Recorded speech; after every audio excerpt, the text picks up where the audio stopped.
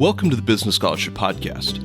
I'm your host, Andrew Jennings. You're listening to a special Symposium episode of the show focused on financial and corporate regulation in the Biden administration. As part of this symposium, we'll hear from 5 panels of scholars and practitioners about what we might expect for financial and corporate regulation over the next 4 years of the Biden-Harris administration. We'll return with our regular episodes next week. As usual, if you like what you hear, please subscribe to the podcast in your favorite podcast app. We'll let others know about the show too. Welcome to the second episode of the Business Scholarship Podcast Symposium on Corporate and Financial Regulation in the Biden administration. This panel on investor protection and corporate finance includes Laura Posner, Jennifer Schulp, and James Fallis-Tierney. Laura, Jennifer, James, welcome to the Business Scholarship Podcast. Thanks for having us. Great to be here. Great to be here. So I'm looking forward to hearing some of your insights about investor protection and corporate finance in just a few moments. But I wondered if before we begin, if you could introduce yourselves and maybe highlight any areas or issues that you're focused on as we look to the next 4 years. Laura? Sure. Thanks for having us, Andrew. I'm currently a partner at Cohen Milstein Sellers in Toll, which is a plaintiff-side class action law firm. And I primarily focus my practice on securities and derivative litigation on behalf of public pension funds, unions, and other institutional investors. Prior to coming back to private practice, I was the securities regulator for the state of New Jersey and was also the head of enforcement for the North American Securities Administrators Association, which is the association of all state, provincial, and territorial securities regulators in the U.S., Canada, and Mexico. With regard to the next 4 years, I think because I've worked both in private practice as a plaintiff-side securities litigator and also as a regulator, I often looked at investor protection and financial market regulation from 2 different perspectives. They're often very correlated, but have different areas of emphasis. In private litigation, my clients' primary priorities are on issues pertaining to forced arbitration, proxy access, and ESG disclosures. But as a former regulator, I'm also very interested and concerned about the overwhelming breadth of deregulation and privatization of the securities markets that began with the Jobs Act under the Obama administration and then continued really full throttle over the course of the Trump administration. So those are the kind of areas that I'm really going to be focused on over the next 4 years. Great. Thank you. It is great to have you on the show. Jennifer? Great, thanks. And so glad to be here. My name is Jennifer Schulp. I'm the Director of Financial Regulation Studies at the Cato Institute. Although that's a pretty broad title, my focus is on securities and capital markets. I've been at Cato for a pretty short period of time. Joined Cato in April, coming off of many years at FINRA in FINRA's enforcement department. And prior to that, in a private practice capacity with Gibson, Dunn & Crutcher, doing mostly defense side work as a general litigator and also as a securities litigator. Obviously, I'm interested in issues that affect free markets and liberty, coming from the Cato end of things.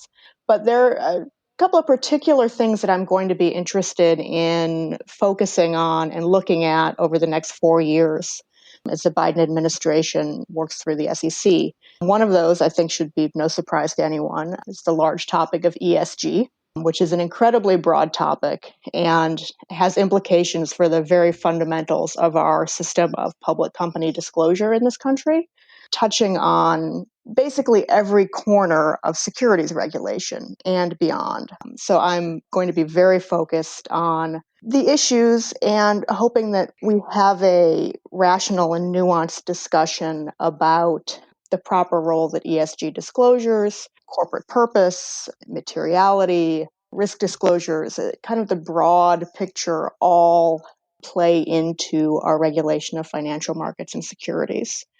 Another particular area of interest for me is retail investors and empowering retail investors to be able to make smart investment decisions. That is going to be an interesting question moving in through the Biden administration. I think both parties during the Trump years and the Clayton years of the SEC and the forthcoming Biden years are interested in protecting retail investors, but there tends to be a different way of going about that type of protection, but not always. So I think it will be interesting to see where some of that comes out. There's been a lot of talk about deregulation for retail investors, the minor expansion of the accredited investor definition under the Clayton SEC. But at the same time, some of the concerns about retail investor participation through trading apps and others may not have as big of a difference between what a Clayton SEC and a to-be-named Biden SEC would have different ways of going about it. So I'm very interested in retail investors as well. But there's so much to be focused on, I think, as we move towards the next 4 years, and I'm very excited to talk about that today. Great. Well, it's great to have you on to talk about some of those things today. And James? Yeah, sure. I'm James Tierney. So until summer 2020, I was a senior counsel at the Securities and Exchange Commission's Office of the General Counsel, where I mostly handled administrative adjudications and SRO review matters. I joined the University of Nebraska College of Law faculty this year, where I teach classes on securities regulation, business associations, and corporate finance. So my research and policy focus over the next 4 years touches on a couple of important areas. They tend to overlap with the ones that Jennifer was mentioning as well. So one of them is about kind of the role of institutional investors' portfolio level view of risk and reward, and what this means for things like ESG policy. How do you help capital markets allocate capital towards sectors that are desirable from an ESG perspective and away from sectors that are going to need to be less powerful if we're going to make any kind of meaningful progress on big social problems like climate change. I'm also focused on a host of other issues related to retail investor protection. These are issues of perennial importance to FINRA and SEC and the exchanges. And so I agree that I don't expect significant changes over the next several years there. But retail markets where people act more like consumers than sophisticated investors do require a different regulatory approach. So it will be interesting to see how both enforcement priorities change as they relate to capital markets intermediaries like funds, advisors, and brokers, as well as changes that we might see in the rulemaking space. This symposium is really looking forward to the next 4 years of investor protection and corporate finance. But before we get to that, I'd like to maybe look backward a little bit and maybe ask the panelists, are there areas of missed opportunities or mistakes that you have seen in this space by either the Trump administration or the Obama administration before it? And if so, are there any perhaps opportunities that you see for the future? Laura? Sure. Unfortunately, I think there have been quite a few mistakes or missed opportunities during the last administration. I'll start off with regulation best interest. I really think this was an absolute mistake to not put in place the fiduciary duty rule for a number of reasons. First of which, obviously, protecting investors, particularly retail investors, is absolutely critical to a well-functioning market. And it's particularly of importance right now, given that we have greatly underfunded retirements in this economy. So from that perspective, I think that's the first thing I would say about why it was a mistake. But I think something that gets lost in this conversation is the fact that not having some form of a uniform fiduciary duty rule across brokers, investment advisors, folks dealing with retirement accounts, is that it gets very confusing both for the financial professional and for the investor. We regularly heard when I was a state regulator from retail investors that they had no idea even what position their financial professional had, whether they were a broker, whether they were an investment advisor, were they both? And we have continually seen an increase in these, what we call dual hat types of financial professionals. It becomes very complicated both for the individual seeking some form of advice or financial professional assistance and for the person providing that financial assistance to keep track what their various obligations are. It raises further issues of compliance oversight by the institutions that employ these folks as well. And so for a number of reasons, I really think this was a missed opportunity and one that I hope will see some serious modification over the course of the Biden administration. And I think we'll probably get into that a little bit more later on today. After Reg BI, I think the fact that this administration favored private capital raising over public markets was a huge mistake. The deregulatory efforts were hugely problematic. Rather than help businesses raise money, they largely have incentivized companies to stay private for long periods of time. And then they've served to push more and more investors, and particularly retail investors, into opaque and far more risky private markets. I think just in 2008, the SEC estimated that approximately $2.9 trillion was raised through exempt offerings that far surpassed the amount raised in the public markets. And Jennifer raised the issue of the accredited investor definition. I think this was a huge missed opportunity as well. While they expanded the individuals who fall within the definition of an accredited investor to include those who have passed a number of financial professional exams, they did not increase the income and net worth requirements that have now been unchanged since 1982. At that time, I think 1.6% were qualified as an accredited investor. Now it's well in excess of 13%, or 16 million Americans, many of whom are elderly and don't have the opportunity or time to make up for money that might be lost in a much more opaque or risky investment. So I think expanding the definition to include financial professionals, but not expanding the definition to increase the income and net worth criteria was a real mess.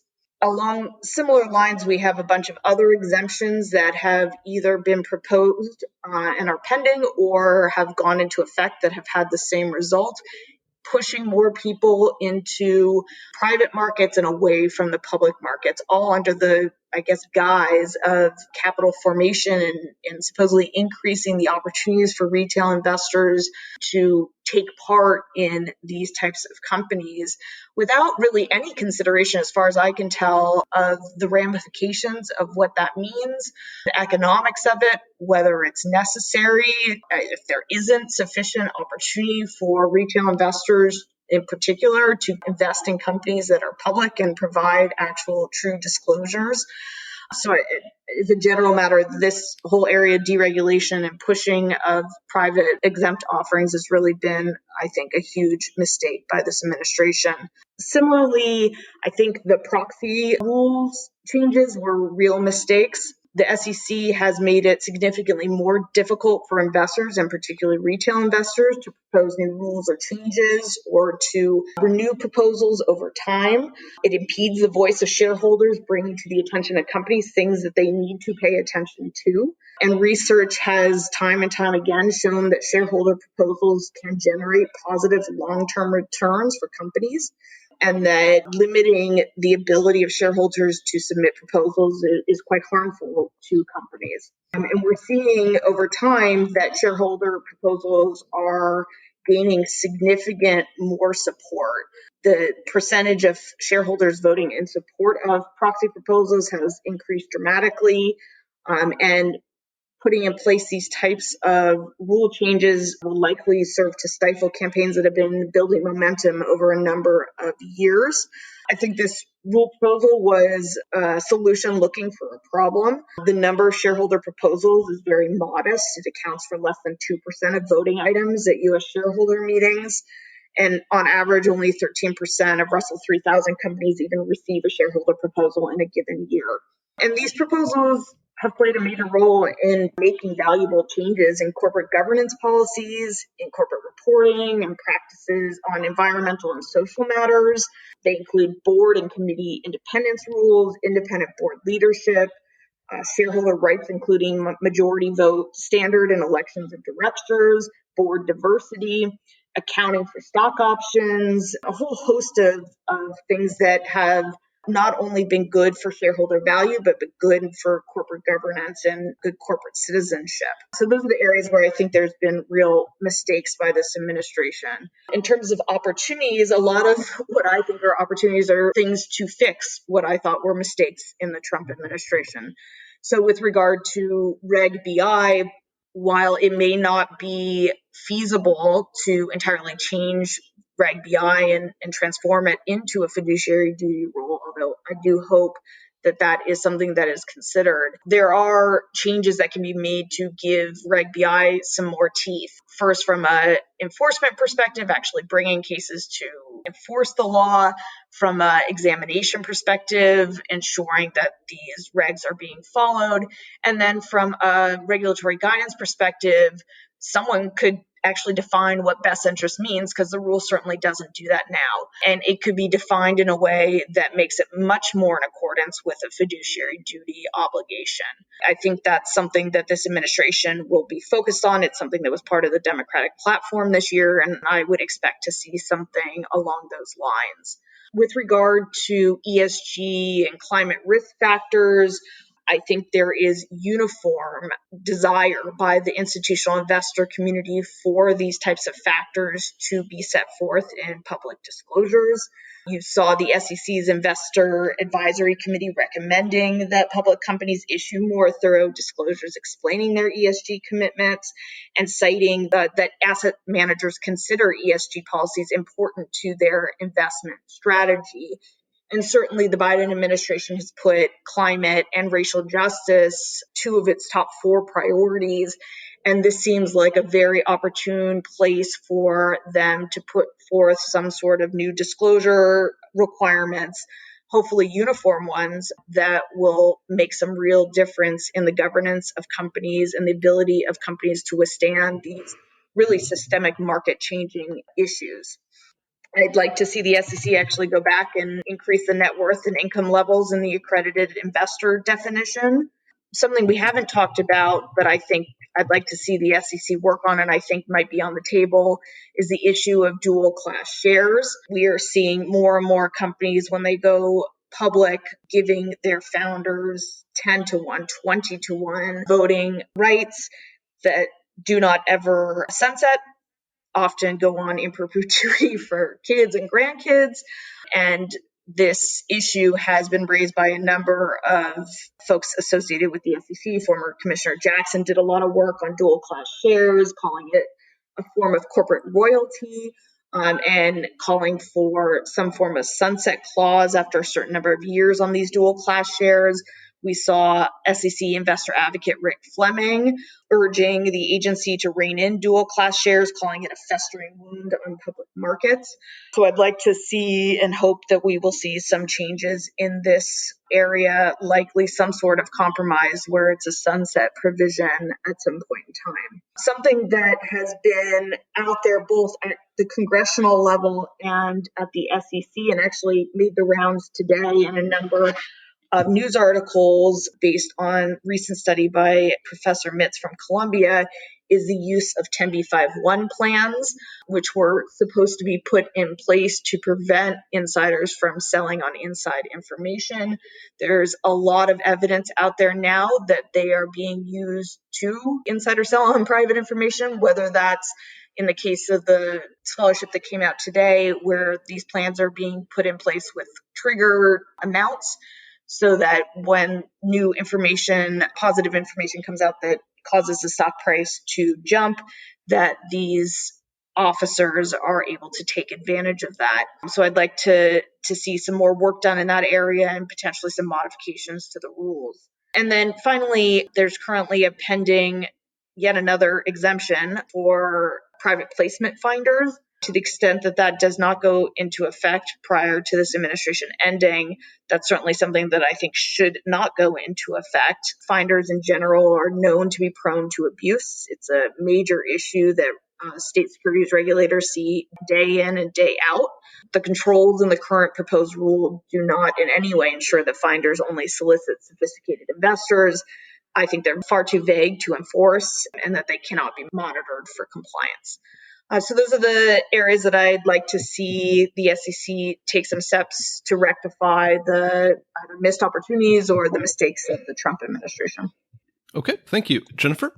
Okay, thanks. Laura had a lot to say there, and I think it shouldn't come as much surprise that I'm going to come at it from a slightly different direction, because I think some of the mistakes that she points out are things that I thought were missed opportunities to go bigger by the Trump administration. But before I get to that, I kind of wanted to talk about a few what seem to be lower stakes issues but that I think have been missed opportunities, kind of administration in and administration out for years. And one of those is the fact that the SEC seems to take forever to make easy and needed changes, particularly in the face of technological change and the way business is done. The recent Reg ST e-filing updates or e-signature updates were probably a decade plus overdue. And e-delivery is something that is still not a default in many instances. And in fact, with Reg BI, was initially prohibited for those forms that were sent out in June. These types of steps are things that make lives for companies and investors easier, and they make the SEC's rules easier to comply with. And they're not the type of moves that we should be needing to wait for some sort of massive external shock like a pandemic to be put into place. The SEC needs to really be able to focus on continuing to modernize and update its rules in these areas when the need arises, and not being 10, 15 years plus behind the times.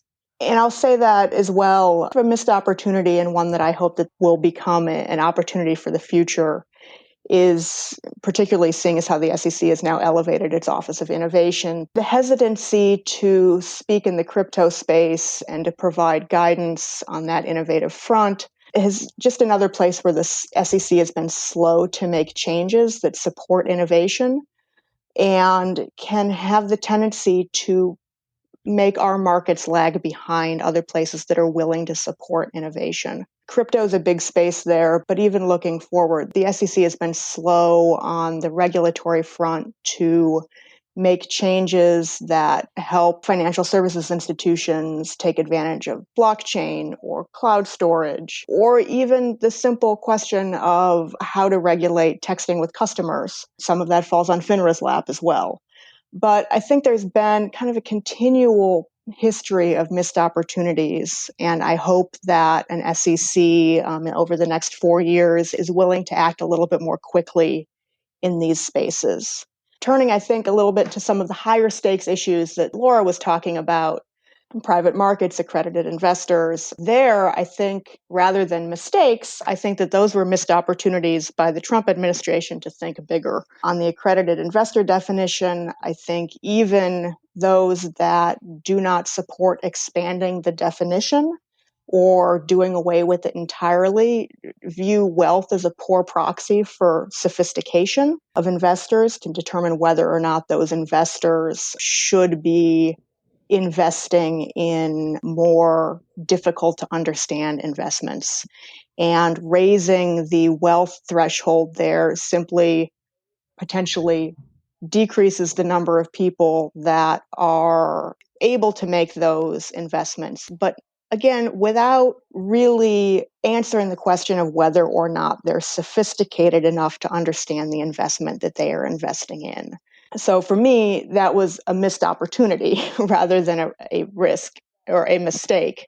I don't think that we will see any changes in that front going forward. I don't know that there's going to be a real interest in revisiting the accredited investor definition, even to re-index towards inflation, given the number of years that even the minor change that was just put into place took to happen.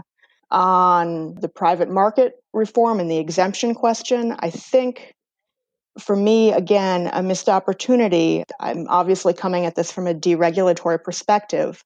But even if you have a different view as to what the proper balance between public and private markets should be, the patchwork of exemptions that we have in place are next to impossible to understand, even for those with securities law backgrounds. And that doesn't even answer the question of what does a founder or an entrepreneur do when they're trying to navigate this early on for the first time.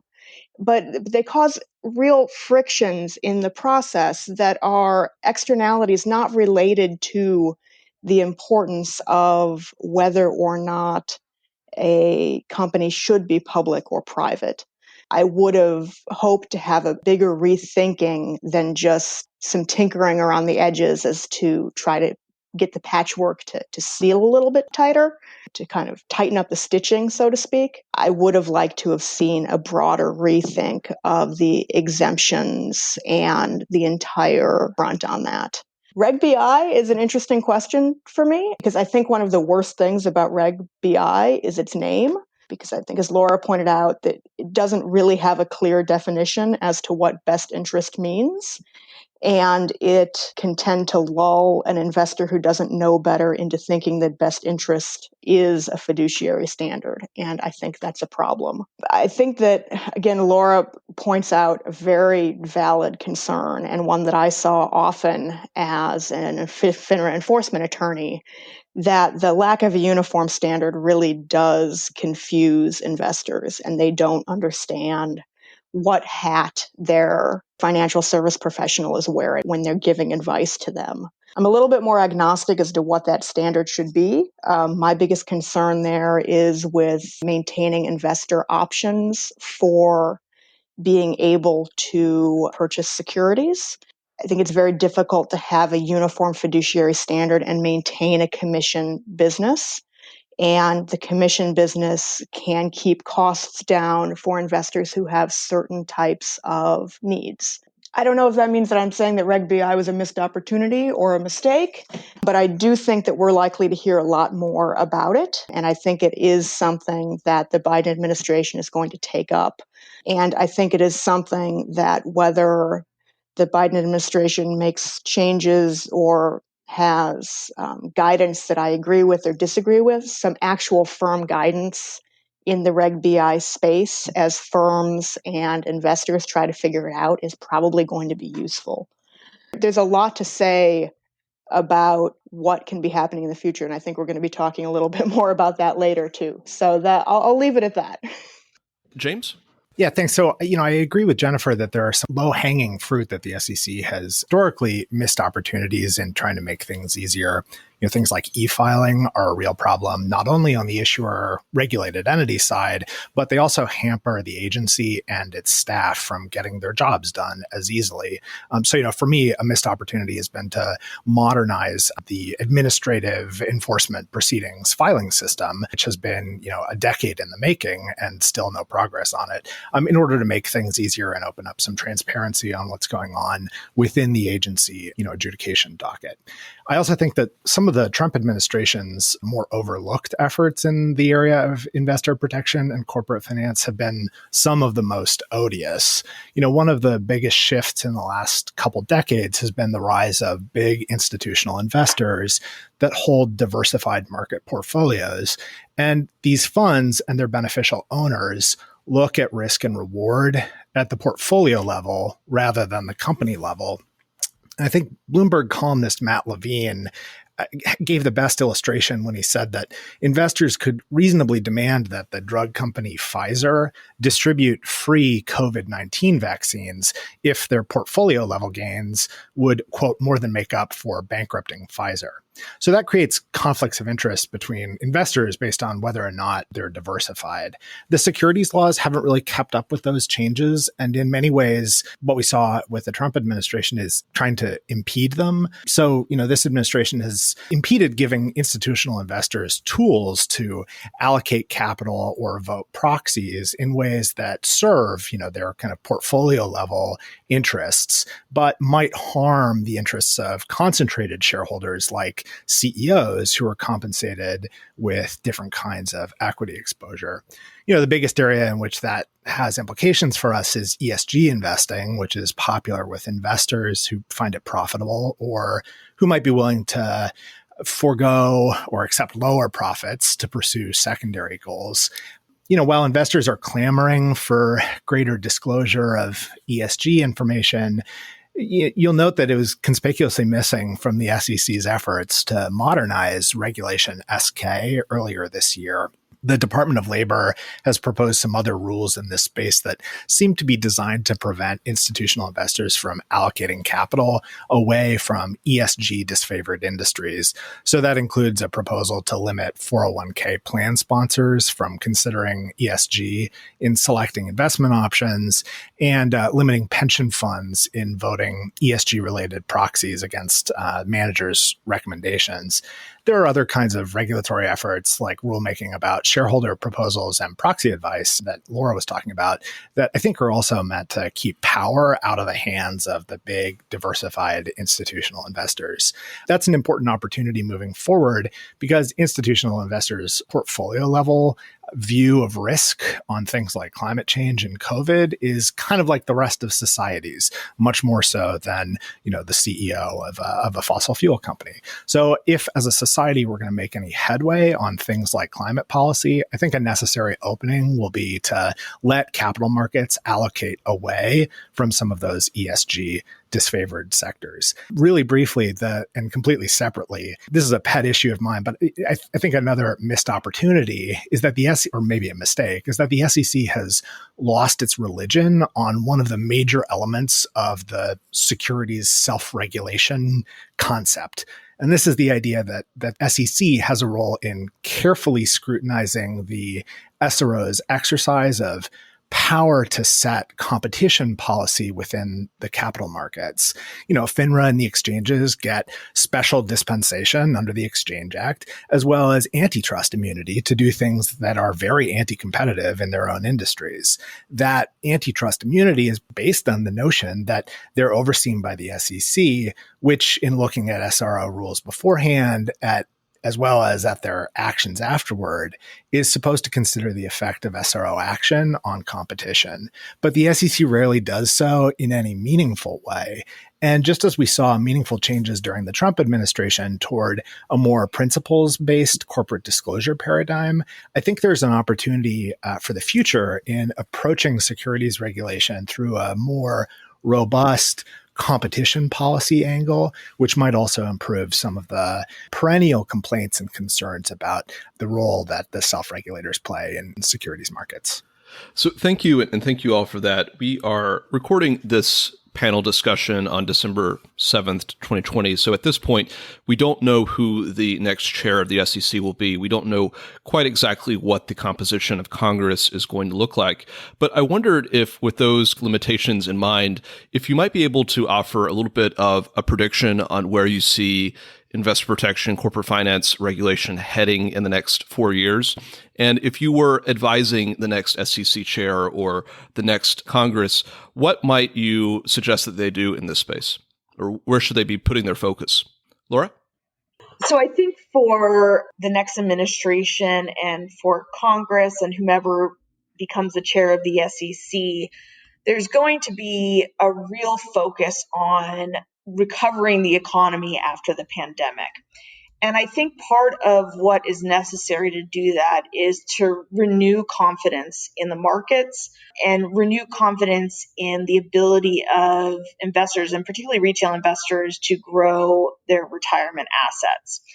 And to do that, they're going to have to deal with the deregulation and focus on capital formation that has been really what this SEC under the Trump administration has been focused on, and instead turning to investor protection and putting back up a number of those guardrails and protections that are necessary to give investors confidence in the markets.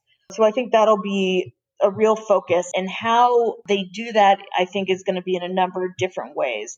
First, you're going to see that in terms of the regulatory priorities of the agency, the types of rules that they propose and what they're focused on, but will also impact, I think, how they handle enforcement. So we'll see, I think, more focus on public companies rather than the smaller private exemption type of fraud or Ponzi schemes or things of that nature.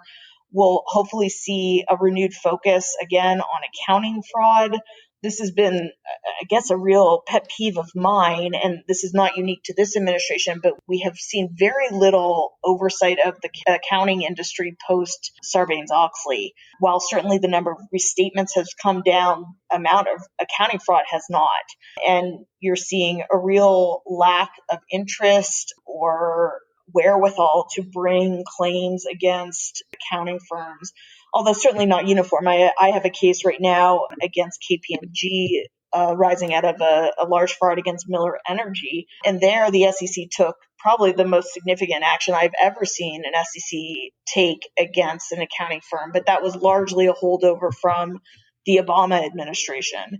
And conversely, I have another case pending against Deloitte Touche arising out of a fraud, the power company in South Carolina called SCANA, where at least publicly there's been no known information about whether the SEC is even investigating Deloitte Touche. And that's after a situation in which two of the senior officers of SCANA have now pled guilty and will be going to jail. So I really anticipate that we'll see a focus on enforcement. And I think that focus of enforcement on public companies and accounting fraud gives real confidence to folks investing in the market that there is a regulator out on the beat, that someone is overseeing these companies and ensuring that they act appropriately. Another area we haven't talked much about, but I really would encourage the next administration to focus on, is the issue of forced arbitration.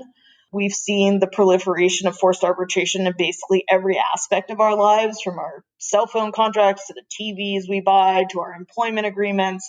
And there has been a renewed effort, largely driven by former professor, I think he's now Professor Emeritus Hal Scott at Harvard, to put in place these forced arbitration agreements in the bylaws or certificates of incorporation of public companies. I think that is a huge mistake for many, many reasons, not the least of which I think you largely lose the deterrent effect of private litigation when you do something like that and take everything out of public sight, have no more development of the law or best practices for companies to follow when there is no law that is made public. And perhaps most importantly, from an investor perspective, is that you lose the ability to provide real and meaningful recovery to investors in many, many circumstances. The private securities bar is infinitely more effective at returning money to investors than the SEC is. And the SEC has regularly said that private litigation is a necessary component to oversight of the financial markets. It just does not have the resources, people to actually do all of these cases and to recover the kinds of money that private litigation does for investors. So I hope that's an area that we see some changes from the SEC in a way contrary to what the Republican commissioners have been talking about in various speeches or on the Hill when asked to testify. All right, thank you. Jennifer? So I think the next 4 years are going to be the 4 years of ESG. And I think that there's no question that the SEC is going to be focused on this. I think Congress is going to be focused on this, in large part because it's not just a question of the SEC or of the financial markets themselves. Part of the broader agenda of the Biden administration, the broader agenda of the Democratic Party, because it touches a lot of other policy issues. And I think the SEC, which has been very reluctant thus far to really wade into this space, will undoubtedly take it up with vigor in the coming 4 years, no matter who is the new SEC chair. I think on that front, I would offer some advice that's kind of consistent with what I said at the beginning, which is ESG is a very broad topic and is one that I think needs careful consideration and careful consideration of the nuances at issue here. In fact, one of my peeves is that we continue to talk about ESG as ES and G together. That's not to parrot Jay Clayton on that topic, but to note that environmental, social, and governance all are talking about different parts of the company, present potentially different risk factors, and depending on which one you're talking about, present very different issues within its own letter. S covers a wide variety of issues that we often talk about in connection with this broader ESG concept, but I'm not positive that there's a lot of agreement on what S covers across the board.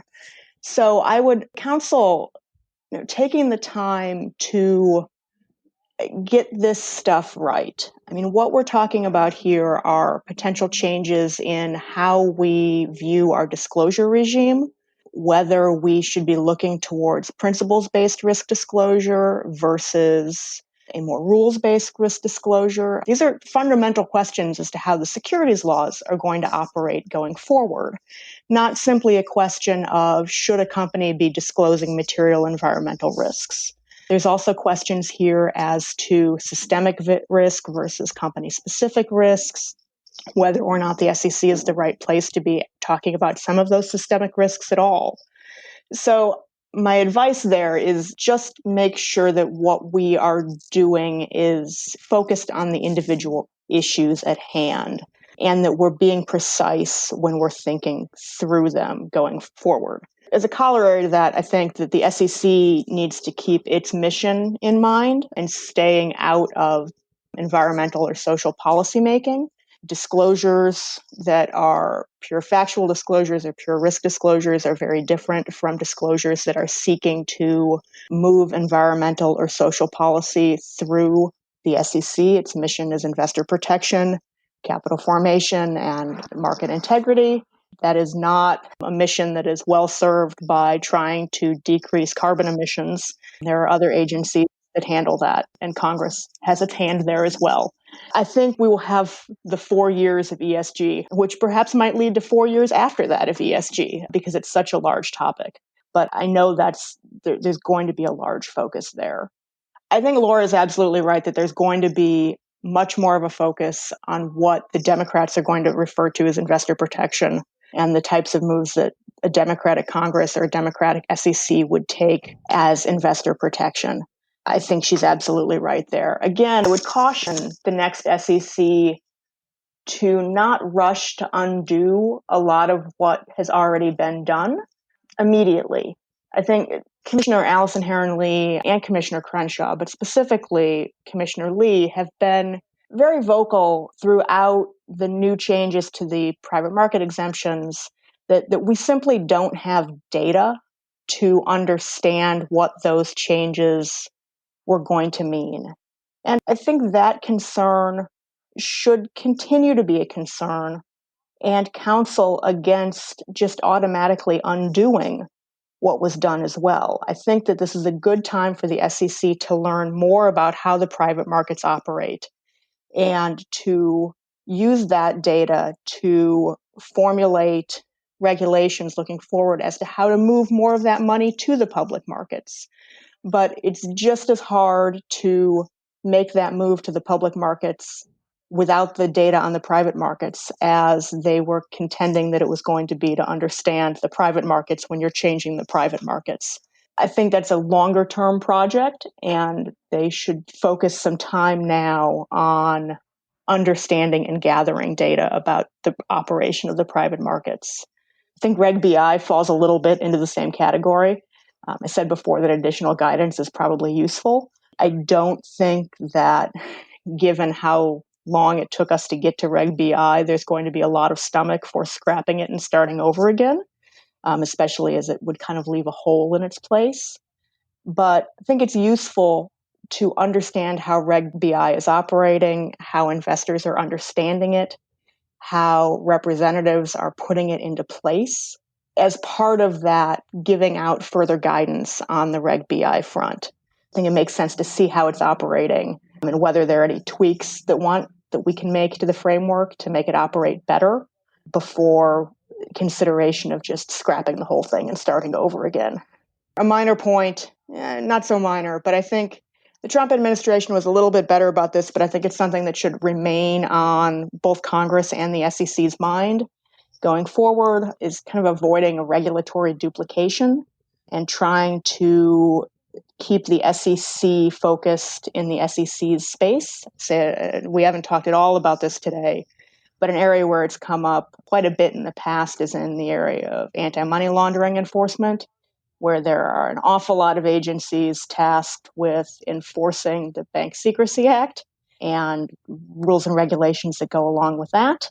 And it's not unusual for the SEC to be taking actions at the same time as other agencies. And the coordination can be better on that front. Any other places where that happens, we're just not serving multiple regulatory aims by having multiple agencies taking multiple actions on the same facts. One last thing, just to echo, I think Laura is right about where we will likely see an enforcement focus going forward. I think it's the case that 80, 90% of SEC actions that we would see every year, regardless of which party is in the White House or which party is the SEC chair. But I do think that Laura's right about some of those actions that would be on the tails. We will be seeing more of a focus of enforcement against large public companies, some more focus on enforcement, certain investor protection issues than we've had over the last 4 years. Thank you. And James? Yeah, so I think Jennifer and Laura have done a good rundown of some of the regulatory changes and new directions that we should expect to see over the next 4 years. I agree with Jennifer's last comment that many issues about Mr. and Mrs. 401k and retail investor protection are likely to be a significant concern for any kind of administration. Certainly, you could see much more ambitious changes and shifts both in policymaking and in enforcement priorities. If the Democrats were to take the Senate, in that case, I would expect to see some bills providing for mandatory disclosure of information that investors are clamoring for on ESG metrics, and as well as information about corporate political spending. Right now, the SEC has been hobbled in doing anything about the political spending issue with appropriations riders. I also agree with Jennifer that the SEC's natural mission isn't, the substantive regulation of ESG type issues. The problem is that in a world where, the things that companies do, the externalities that they impose on society, the legislative and regulatory risks they face, litigation risks, these are all important to the valuation decisions that investors make. And the SEC's job is to assess the amount and granularity of information that investors have in making those decisions. Our corporate laws empower shareholders to influence corporations, and questions about how we're implementing ESG disclosure policy are really a way of asking, are we giving shareholders the information they need to make these decisions? And it's hard for me to say that the SEC shouldn't be giving shareholders the tools they need. Concerns about costs to companies of complying with disclosure obligations and things like that ignore that ultimately it's the shareholders who are the ones who are paying for it as the owners of residual claims on the company's assets and cash flow. Moving on to a couple of other areas, I mentioned problems with enforcement and examination of what the self-regulatory organizations are doing. Much of the fight in the Trump administration between the SEC and the stock exchanges has been about how much market power the exchanges get to exercise in the area of price discovery and market depth of book data. The DC Circuit had a big case earlier this year that held that certain kinds of market data fees aren't reviewable as denials of access to exchange services under the 34 Act. So that's certainly a setback for the SEC's program of competition policy in the SRO space. But I think the SEC would be taking a small potatoes view of competition policy if it leaves the issue there. Looking toward the end of the next 4 years, I would expect to see some regulatory and legislative changes related to the market for securities of cannabis companies. The House in early December 2020 voted to decriminalize cannabis. And while we're unlikely to see movement on that issue anytime soon, you are starting to see more red states like Oklahoma and this year in a ballot initiative, South Dakota, opening up their state's cannabis markets. So while that's likely to be low priority for the Biden administration, if you read the tea leaves based on Biden himself has said on this issue, I would expect to see some kind of legislative package, whether or not Democrats were to retake control of the Senate, that tries to change how cannabis companies raise money from investors financing their operations and accessing the capital markets. So just to illustrate on this, think about cannabis companies that want to get listed on stock exchanges. Investor demand is high, valuations are frothy. And I think moving forward, especially if we see further liberalization at the federal level in this market, companies are going to look for the bonding and signaling benefits that come from meeting exchange listing criteria. And the exchanges are going to be competing for their business rather than resisting it as they currently are. So I think the effect of cannabis reform efforts on corporate finance is going to be another area to watch. I'd offer one final piece of advice to the Biden administration about an elephant in the room that we really haven't talked about today, which is anti-administrativism, the attack on the credibility and legitimacy of federal administrative decision-making, both in the political sphere as well as in the courts. And, that's compounded by the replacement of Justice Ginsburg with Justice Barrett on the Supreme Court, as well as the increasing number of federal judges appointed by President Trump.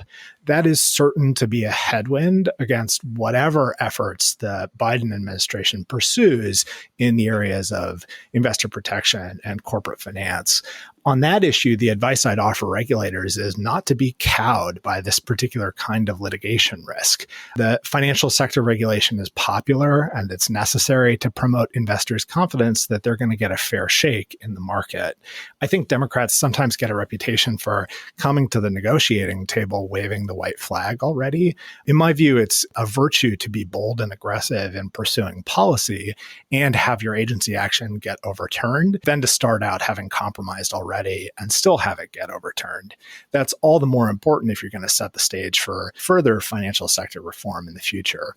One upshot of that approach that I'm recommending is that it connects the outcomes of particular policy debates on which the Biden administration's activity is likely to be politically popular with broader concerns about whether the current size and composition of the judiciary is consistent with the country's best interests. That's an issue that's not going to be addressed anytime soon. All right, so thank you all for those retrospective and perspective thoughts about this area of regulation over the next 4 years. I wondered if maybe we could, in the few minutes that we have left, maybe do some brief closing thoughts on this topic and things that listeners to this symposium panel should be thinking about. And I might reverse the order this time. Start with you, James. Sure. So here's my closing thought. At the time we're recording this conversation about the future for capital markets, certainly the stock markets have never looked stronger in American history. But we also face massive unemployment and disruption from COVID-19, with ever-increasing numbers of folks lining up at food pantries, and widespread economic precarity as something like half of Americans don't have any exposure to the stock market at all. So I think a challenge for quote-unquote financial regulation in general is to promote an economy that works for everyone.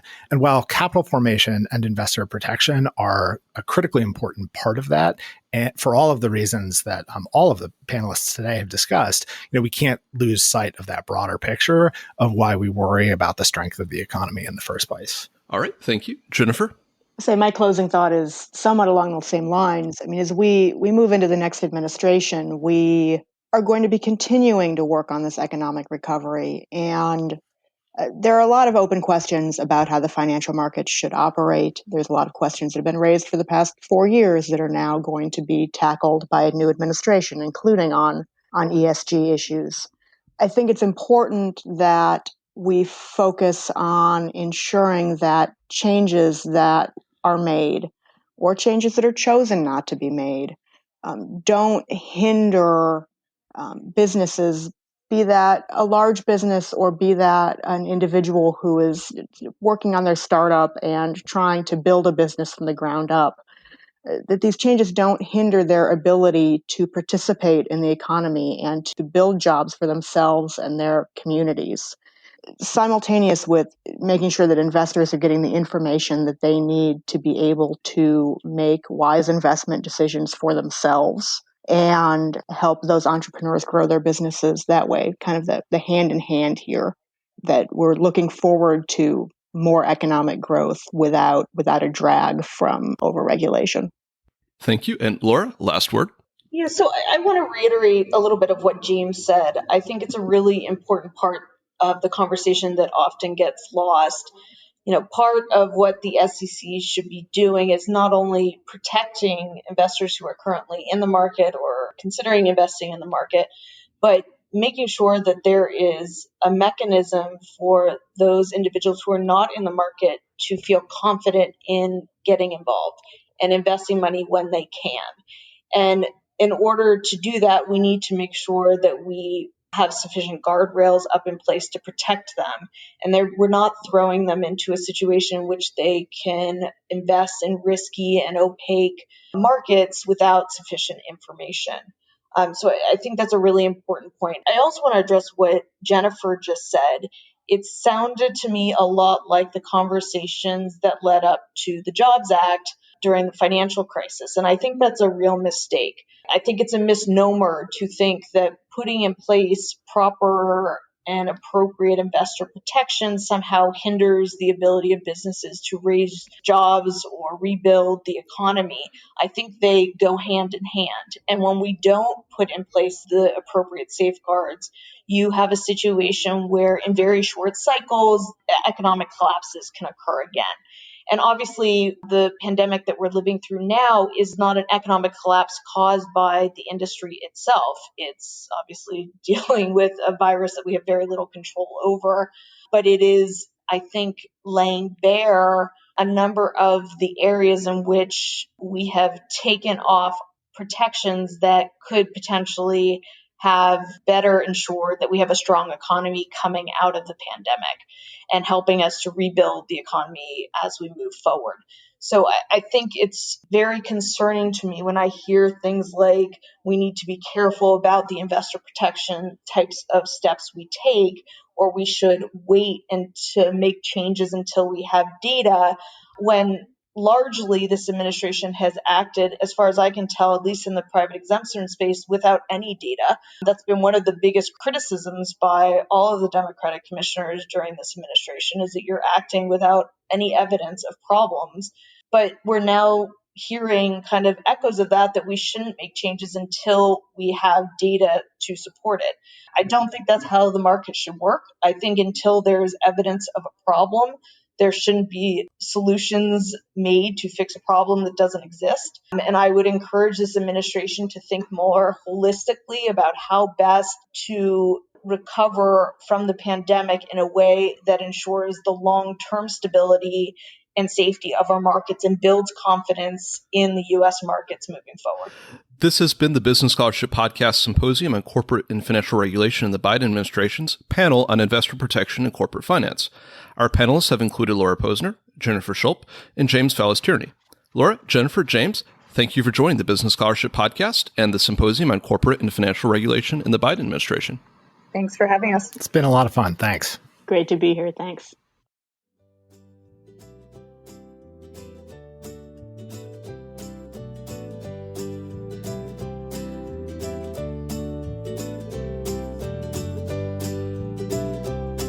Thank you for listening to another episode of the Business Scholarship Podcast. If you like what you heard, please consider subscribing to the podcast or leaving a rating on your favorite podcast app, or let other people know about it too. If you have suggestions for future episodes, please let me know. My email address is andrew@andrewkjennings.com, and I look forward to hearing from you. Until the next time, I'm your host, Andrew Jennings.